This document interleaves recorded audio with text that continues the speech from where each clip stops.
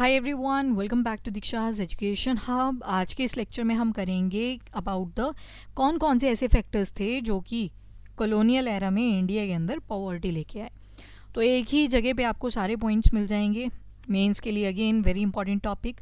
तो एक तो ड्रेन ऑफ वेल्थ, हम देख रहे हैं किस तरह से रिसोर्सेज इंडिया के बाहर जा रहे हैं। रूरलाइजेशन ऑफ इकोनॉमी, हमारी जो इकोनॉमी थी वो दो तीन चीज़ों के ऊपर ज़्यादा इम्पैक्टेड थी, ज़्यादा डिपेंडेंट थी। एक था एग्रीकल्चर, दूसरा क्या था यहाँ पे कॉटेज इंडस्ट्री। कॉटेज इंडस्ट्री पूरी तरह से ख़त्म हो चुकी है, डी इंडस्ट्रियलाइजेशन हो चुकी है, और जिस वजह से मेजॉरिटी ऑफ द पीपल कहाँ जा रहे हैं, एग्रीकल्चर के अंदर जा रहे हैं, और वहाँ पे ओवर क्राउडिंग देखने को मिल रही है। डिफेंस एक्सपेंडिचर, डिफेंस के ऊपर बहुत ज़्यादा पैसा लग रहा है, ब्रिटिशर्स इंडियन से खींच रहे हैं और जो ब्रिटिशर्स हैं वो अपनी आर्मी के ऊपर लगा रहे हैं। लैक ऑफ मॉडर्नाइजेशन, जो रॉ मटेरियल इंडिया के अंदर था, अगर इंडिया के अंदर इंडस्ट्रीज सेटअप होती तो इंडिया पहले डेवलप हो जाता। तो ब्रिटेन यानी कि ब्रिटिशर्स ने यहाँ पे दिमाग लगाया कि हम रॉ मटेरियल को ही ब्रिटेन ले जाएंगे, तो इंडिया के अंदर टेक्नोलॉजी आ ही नहीं पाई। Stagnation of agriculture, agriculture wheat rice maize इन चीज़ों की तो हम बात ही नहीं कर रहे थे, हम बात कर रहे थे कमर्शियलाइज्ड प्रोडक्ट्स की। ट्रेड पॉलिसीज़ बहुत ही ज़्यादा डिस्क्रिमिनेटिंग थी। आज हम देखेंगे जो रेमिटेंसेस की टर्म में अगर देखो ना आप, अगर तो इंडिया में इस बार ईयर 2024 यानी कि लास्ट ईयर, अब तो 2025 चल पड़ा, तो $129 बिलियन हमें रिसीव हुए, ठीक है, फ्रॉम रेमिटेंसेज ओनली। रेमिटेंसेज होते क्या हैं, जो इंडियन बाहर रह रहे हैं, फॉरेन कंट्री में रह रहे हैं, वहाँ पे वो पैसा कमा रहे हैं, तो अपने घर बार के लिए यहाँ घर पे भी तो भेज रहे हैं ना पैसा, तो दैट इज़ रेमिटेंस। तो उससे ही हमने 129 बिलियन कमाया। पर अगर मैरिजेस का देखोगे तो $130 बिलियन की हमारी इकॉनमी है। बिग फैट मैरिजेस, जो आजकल बड़ी एक्स्ट्रावेगेंट टाइप की मैरिजेस हो रही हैं, anyways that is a separate topic. और बहुत ज़्यादा टैक्सेस लगाए जा रहे हैं इंडिया के अंदर, हमारा ही रॉ मटेरियल हमारे ऊपर टैक्सेस, राइट। तो अब यहाँ पे इन सब चीज़ों के, जो इकॉनमी इंडिया की ठप हो रही है, इकॉनमी डिटेरियोरेट हो रही है, उसके लिए कुछ कमेटीज़ बिठाई गई, जैसे Babington Smith committee. Babington Smith committee लाई गई थी 1919 में, और इसका मेन मुद्दा क्या था कि इंडिया के अंदर ये जो करेंसी क्राइसिस आ रहे हैं, ये क्यों आ रहे हैं, इनके रीजंस क्या हैं, वाई जो इंडिया की वैल्यू है करेंसी की वो डिटेरियोरेट कर रही है, उसको इन्वेस्टिगेट करने के लिए लाया गया ईयर 1919 में बेबिंगटन स्मिथ कमेटी। उसके बाद एक और कमीशन लाया गया, that is the Hilton young commission. One second, यहाँ पे हिल्टन यंग कमीशन जब आया तो हिल्टन कमीशन को लाया गया था इन ईयर 1926। 1926 में हम लेके आए हिल्टन यंग कमीशन को। इसका जो मेन एम था वो था एक्सचेंज रेशियो को चेक करना, कि जो इंडियन इकॉनमी इतना ट्रेड कर रही है फिर भी ऐसा एक्सचेंज रेशियो पे क्या इम्पैक्ट है, why Indian economy is not flourishing. तो अगेन दोनों ही कमीशंस का फोकस कहाँ पे है कि इंडिया की करेंसी जो डिटेरियोरेट कर रही है उसके रीज़न फाइंड आउट करना। जो हमने ऊपर वाला देखा that is the Babington Smith committee, और दूसरा देखा हमने हिल्टन यंग कमीशन, जिसमें फाइंड आउट करना कि एक्सचेंज रेशियो कितना है, कि अगर जो भी पॉइंट्स में हम चीज़ों को बेच रहे हैं आगे चल के, तो रेशियो कितनी है, कितने पॉइंट पे हमें कितने रुपए देने पड़ेंगे, वो सारी चीज़ों को फाइंड आउट करना was the main purpose of Hilton young commission. इसके बाद हम पढ़ते हैं ड्रेन ऑफ वेल्थ। दादा भाई नारोजी भी बोलते हैं about the drain of wealth, कैसे ब्रिटिशर्स ने इंडिया का वेल्थ इंडिया से उठा के कहाँ रखा, ब्रिटेन में। अब वेल्थ में यहाँ पे आपने सिर्फ पैसों से नहीं रिलेट करना, यहाँ पे रिसोर्सेज भी आते हैं। पर ये वाला जो पॉइंट है अभी देखते हैं हम क्या बोल रहा है। तो इंडिया से जा रहा है रॉ मटेरियल ब्रिटेन में, बल्क ऑफ एक्सपोर्ट कर रहे हैं हम चीज़ों को, और वापस क्या आ रहा है, हमें मटेरियल चीज़ें आ रही हैं, पर इंडिया में ओवरऑल कोई बेनिफिट नहीं हो रहा है। मतलब एक तरह से ट्रेड डेफिसिट में चल रहे हैं हम ब्रिटेन के साथ, तो इंडिया को कोई मटेरियल बेनिफिट नहीं हो रहा रिटर्न में। तो इसी को बोला ड्रेन ऑफ वेल्थ, ठीक है। और ब्रिटेन के ही फ़ायदे हैं, इंडिया का कोई नहीं है। यहाँ पे एक जो इम्पॉर्टेंट चीज़ देखी वो थी सेलिंग ऑफ काउंसिल बिल्स। अब देखो आज के टाइम पे इंडिया के अंदर आते हैं रेमिटेंसेस, यानी कि जो फॉरेन कंट्रीज़ में इंडियंस रह रहे हैं वो अपनी फैमिलीज़ के लिए पैसा भेजते हैं घर पे, ठीक है। तो आज उल्टा है, पर पुराने टाइम में अगर जाएं, मॉडर्न पीरियड में हम जाएं, मॉडर्न हिस्ट्री देखें, वहाँ पे ब्रिटेन वाले भेजते थे इंडिया से रेमिटेंसेस टू ब्रिटेन, क्योंकि ब्रिटेन, इंडिया को क्या बोला जाता था, याद करो, सोने की चिड़िया, ऐसे ही थोड़ी बोला जाता था। हमारे पास गोल्ड इतना सारा था, इतने सारे ट्रेजर्स पड़े हुए थे, इन ब्रिटिशर्स ने सारा ढो दिया अपनी कंट्री के लिए। अब डायरेक्टली गोल्ड तो नहीं ये निकाल सकते थे यहाँ से, तो बैंक तो इन्होंने पहले ही सेटअप कर दिए थे, और जब बैंक सेटअप कर दिए थे तो जैसे अभी हिल्टन वाला जो कमेटी देखा ना, उसी में बोला गया था, रिकमेंडेशन दे दी गई थी कि हमारे पास रिजर्व बैंक ऑफ इंडिया होना चाहिए। पर यहाँ भी गोल्ड को पहले जाके ज्वेलरी शॉप में लेके जाते थे और वहाँ से जनरेट करवाते थे पैसा, कैश, और इस कैश को कहाँ भेज देते थे? ब्रिटेन। इतने गरीब थे ना ये लोग कि कैश यहाँ से भेज रहे हैं ताकि ब्रिटेन में जो पॉलिसीज़ निकाली हैं लोगों के लिए उसमें कोई बाधाएं ना आए। तो ये सारी चीज़ें चल रही हैं। तो काउंसिल बिल्स जो हैं उनको यहाँ से भेजा जा रहा है इंडिया से ब्रिटेन के पास। तो इतनी तो इनकी अपनी बुरी हालत थी, हमारी बुरी हालत करके चले गए। ड्रेन ऑफ वेल्थ थ्योरी अगर देखोगे तो दादा भाई नौरोजी ने ये दी थी। एक बहुत वेल रिनाउंड एक हमारे इकोनॉमिस्ट रहे हैं इंडिया के अंदर। इनकी एक बुक है poverty and un British rule in India. Un British यानी कि जब ब्रिटिशर्स नहीं थे या ना होते तो क्या इम्पैक्ट होता इंडिया के अंदर आज के टाइम पे। आरसी दत्त वो भी further theory of drain wealth के ही ऊपर काम करते हैं और ये इकोनॉमिक हिस्ट्री ऑफ इंडिया के बारे में बातचीत करते हैं। इनका एक वर्क है that is the economic history of India, उसके ऊपर ये बातचीत करते हैं। ये बोलते हैं कि सरप्लस अमाउंट में ब्रिटिशर्स ने हमारा पैसा उठाया और जाके ब्रिटेन में लगा दिया ताकि वहाँ पे पॉलिसीज़ को अब जो है इजीली इम्प्लीमेंट कर सकें। वहाँ इंफ्रास्ट्रक्चर बन रहा है, डिफरेंट नई नई तरह की टेक्नोलॉजी आ रही है, R&D रिसर्च एंड डेवलपमेंट के फोकस कर रहे हैं, पैसा लगा रहे हैं। और रेमिटेंसेस कहाँ से जा रहे हैं? इंडिया से जा रहे हैं। देखो आज के टाइम पे अब 2024 का मैंने आपको एग्जांपल दिया कि 129 बिलियन रेमिटेंसेस हमें रिसीव हुए, पर ब्रिटिश काल में अगर देखोगे तो यहाँ से रेमिटेंसेस जा रहे थे ब्रिटेन। तो उल्टी थी सारी सिचुएशन। आप सोच सकते हो इससे कि कितना पैसा था हमारे पास, हम पहले ही डेवलप्ड हो सकते थे। पर इंडिया में कुछ इंटरनल भी इश्यूज़ रहे, ऐसे नहीं थे। इंडियंस बहुत लॉयल थे, इंडियंस खुद ही कई बार दगाबाजी कर देते थे इंडियंस के साथ, ब्रिटिशर्स का सपोर्ट कर दिया करते थे, जिस वजह से हम देख रहे हैं कि ये सारी सिचुएशंस हुई। अब ट्रेडिशनल इकोनॉमी इम्पैक्ट हुई, इंडियन कॉटेज इंडस्ट्री ख़त्म, कोई क्राफ्टमैन नहीं, कोई आर्टिशन नहीं, जिसकी वजह से ओवर क्राउडिंग एग्रीकल्चर में देखने को मिली।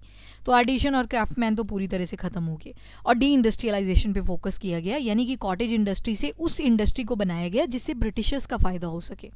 तो ये सारा हम देख रहे हैं ट्रेडिशनल इकोनॉमी के ऊपर इम्पैक्ट हुआ। और जो लैंड होल्डिंग है, अब जब एक ही, अब देखो सारे ही लोग एम्प्लॉयमेंट का तो सोर्स ही नहीं बचा ना, कोई क्राफ्ट नहीं बन रहा, कुछ नहीं हो, कोई आर्ट में काम नहीं हो रहा, तो एक ही खेत की अब फ्रेगमेंटेशन कर दी गई, उसमें मल्टीपल लोग अब काम कर रहे हैं, तो रेवेन्यू क्या जनरेट होगा? ठीक है। और इसकी वजह से जो लैंड था, उस ज़मीन थी, उसके ऊपर भी प्रेशर पड़ रहा है। अब एक ही ज़मीन है, प्रोडक्टिविटी थोड़ी ऐसे होगा कि वो ज़्यादा निकाल के दे देगी अगर आप ज़्यादा फ्रेगमेंट्स बना दोगे, प्रोडक्टिविटी तो उतनी ही आनी है। और ऊपर से बेकार सी प्रोडक्ट्स, आप इंडिगो जैसी प्रोडक्ट्स यहाँ पे ग्रो कर रहे हो जो कि इनफर्टाइल एरियाज़ पे भी ग्रो कर जाती है। अगर आप सूखे पे भी उसको ग्रो करवाते हो तो वहाँ पे भी ग्रो करनी थी, पर इन लोगों को रहना भी बंगाल में ही था और बंगाल का तो एरिया ही फर्टाइल है, तो उस क्षेत्र में ये इंडिगो की खेती करवा रहे हैं, जिस वजह से इंडियन इकोनॉमी की रूरलाइजेशन हो जाती है और बहुत सारे लेबरर्स लैंडलेस हो जाते हैं और जो सबसिस्टेंस होती है, अपने घर का खर्चा पानी होता है, वो भी नहीं चला पा रहे हैं। डी इंडस्ट्रियलाइजेशन की वजह से हमारी इकोनॉमी बहुत ज़्यादा ठप हुई और एग्रीकल्चर के ऊपर लोग बहुत ज़्यादा डिपेंड हो गए। इवन आज के टाइम पे भी आप देखोगे तो 45% जो लोग हैं वो आज भी एग्रीकल्चर के ऊपर डिपेंडेंट है। तो क्या क्या रीज़न थे जिस वजह से रूरलाइजेशन होती है इकोनॉमी की? तो हमने देख लिया, जो लैंड होल्डिंग्स थी उनकी क्वालिटी को ख़राब कर दिया गया, फ्रेगमेंटेशन कर दी गई, जो सबसिस्टेंस जिसके ऊपर लोग डिपेंडेंट हुए करते थे अपनी दिनचर्या चलाने के लिए, खाने पीने के लिए, उसको कमर्शियलाइज़ कर दिया। बहुत ज़्यादा इंडेटनेस देखने को मिलेगी आपको इंडिया में, क्योंकि अब जो लोग थे उनके पास पैसा तो था नहीं, तो वो जा रहे हैं ज़मींदार और मनी लेंडर्स के पास कि हमें उधारी दे दो। ये उधार तो दे रहे हैं पैसा, पर इंटरेस्ट ही इतना ज़्यादा मांग लेते थे, तो जो लोग हुआ करते थे, फार्मर्स हुआ करते थे, वो कुछ ना कुछ गिरवी रख दिया करते थे और एंड में जब ये उधारी चुका नहीं पाते थे तो ये किसके गुलाम बन जाते थे? ज़मींदार और मनी लेंडर्स के। उसके बाद इकोनॉमिक ड्रेन में तो होम चार्जेस लेने लगे। ठीक है, आपकी ज़मीन है उस पर भी टैक्स लगा रहे हैं और टैक्स से जो पैसा वसूल हो रहा है ब्रिटेन भेज रहे हैं ताकि वहाँ की इकॉनमी चल सके। तो इतने तो बुरे हाल थे इनके खुद के भी। पब्लिक डेट के ऊपर उधारी तो दे रहे हैं पर इंटरेस्ट ही बहुत ज़्यादा ले रहे हैं। उसके अलावा मिलिट्री इतनी ज़्यादा खड़ी करी जा रही है तो उसके चार्जेस अलग से ले रहे हैं। डिविडेंड जो थे वो कंपनी ही पेड करती थी अपने शेयर होल्डर्स को भी, और भी शेयर होल्डर थे, प्राइवेटाइजेशन ज़्यादा चल रही थी और कुछ परचेजिंग कर रहे हैं सिविल, मैरीटाइम और मिलिट्री डिपार्टमेंट्स के लिए इन इंग्लैंड में जो बैठे हुए हैं। हमारे लिए नहीं है, ये ब्रिटिशर्स के लिए है। Foreign banking, shipping and insurance payments दी जा रही हैं। तो जो भी इकॉनमी में आप टर्म्स पढ़ते हैं वो सभी चीज़ों की पेमेंट कहाँ से भरपाई करी जा रही है? इंडिया से। और जो फॉरेन कैपिटल इन्वेस्टमेंट्स है उसमें और भी ज़्यादा इंटरेस्ट लगा दिया जा रहा है।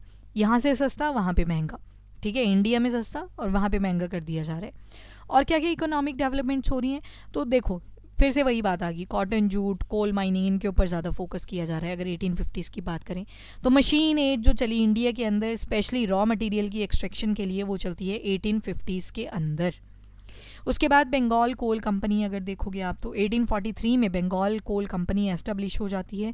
कौन कौन से एरिया, 3 एरियाज इसमें कवर किए गए थे। आज भी आप CNP छोटा नागपुर प्लेटू पढ़ते हो ना, तो फर्स्ट अटैम्प्ट जो थी वो छोटा नागपुर प्लेटू में ही करी गई थी।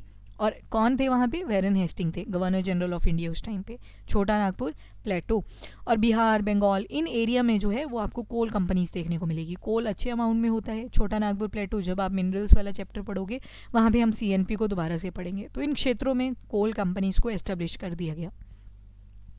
कोवासजी नानाबॉय धवर, ये फर्स्ट कॉटन टेक्सटाइल मिल थी, दैट इज़ कोवासजी नानाबॉय धवर। ये कहाँ पे मिल बनाई गई, तो ये बॉम्बे में बनाई गई। ईयर कौन सा था, 1853 था। फर्स्ट जूट मिल, अब जूट मिल है ना, तो जूट को ही क्या बोला जाता है, गोल्डन फाइबर भी बोला जाता है। और पबना रिवोल्ट याद है अगर आपको, तो आप लोकेशन याद रख लोगे। ये बंगाल के रिश्रा वाले क्षेत्र में एस्टेब्लिश करी गई इन ईयर 1855। और जो इंडियन जूट मिल एसोसिएशन थी उसको 1884 में एस्टेब्लिश किया गया था। लॉर्ड डलहौजी ने एस्टेब्लिश किया इंपीरियल टेलीग्राफ डिपार्टमेंट 1850 के अंदर। तो ये टेलीग्राफ की अब बात हो रही है, तो ये वो सारी टेक्नोलॉजीज़ हैं, वो सारे सेटअप्स हैं जो इंडिया के अंदर 1850s के बाद में लग रहे हैं। तो लॉर्ड डलहौजी ने इंपीरियल टेलीग्राफ डिपार्टमेंट को सेटअप किया ईयर 1850 के अंदर। 1854 में देखोगे तो टेलीग्राफ लाइंस जो थी उनको ले डाउन कर दिया इंडिया के अंदर, which led to the opening of telegraph services in general public. और जब आप पढ़ोगे नेशनल कोऑपरेशन मूवमेंट जैसी मूवमेंट्स को, तो ये सारी टेलीग्राफ लाइंस तोड़ी जाएंगी ताकि जो कनेक्टिविटी थी ब्रिटिश और इंडिया के बीच में उसको कहीं ना कहीं तोड़ा जा सके। तो 1854 में टेलीग्राफ लाइंस को सेटअप कर दिया गया है। फर्स्ट टेलीग्राफ लाइन की अगर बात करें तो वो अक्टूबर 1851 में लगी थी, जिसने कनेक्ट करा था कैलकाटा और डायमंड हार्बर को। ठीक है, कैलकाटा और डायमंड हार्बर, मतलब वेस्ट और ईस्ट को कनेक्ट किया, like this, Calcutta and Diamond Harbour. पर पब्लिकली इसको, पब्लिक के लिए इसको ओपन नहीं किया गया था, सिर्फ ऑफिशियल्स इसका यूज़ किया करते थे। और फर्स्ट जो टेलीग्राम भेजा गया था वो भेजा था फ्रॉम बॉम्बे टू पुणे। ठीक है, ये वाले एरिया की, महाराष्ट्र की बात हो रही है। बॉम्बे से लेके पुणे तक फर्स्ट टेलीग्राम सेंड हुआ था इन ईयर 1854। सेटअप हुआ कैलकाटा टू डायमंड हार्बर। पर फर्स्ट टेलीग्राम जो भेजा गया था वो 1854 में भेजा गया आफ्टर 3 years ऑफ सेटलमेंट। तो कहाँ से कहाँ तक, बॉम्बे से लेके पुणे तक। और जो फर्स्ट रेलवे लाइन थी वो थी रेड हिल रेल रोड लाइन, मद्रास के अंदर। 1837 में इसका एस्टेब्लिशमेंट हुआ। फर्स्ट रेलवे लाइन रेड हिल रेल रोड लाइन कहाँ पे लोकेटेड है, तो मद्रास में, आज वो तमिलनाडु के क्षेत्र में, आज का Chennai. And it was first use for carriage of granite stone. Granite stone को उठाने के लिए इस रेलवे ट्रैक का यूज़ किया गया था। मतलब जो फर्स्ट रेलवे आप देख रहे हो कहीं ना कहीं फ्रीट है, सामान या रॉ मटेरियल बोझा ढोने वाली जो ट्रेन होती है, दैट इज़ द फ्रीट ट्रेन। तो यहाँ पे मद्रास में हम देख रहे हैं। और जो फर्स्ट पैसेंजर रेलवे आपको मिलेगा तो वो 20 साल के बाद मिल जाएगा, लगभग 20 साल, 1853 के अंदर मिलेगा, फ्रॉम बॉम्बे टू थाने। तो महाराष्ट्र के अंदर बॉम्बे टू थाने गई थी। ठीक है, तो सामान 1837 में उठा लिया था, ग्रेनाइट स्टोन लेके आए थे। और जो पैसेंजर ट्रेन है वो 1853 में स्टार्ट हो रही है, बॉम्बे टू थाने।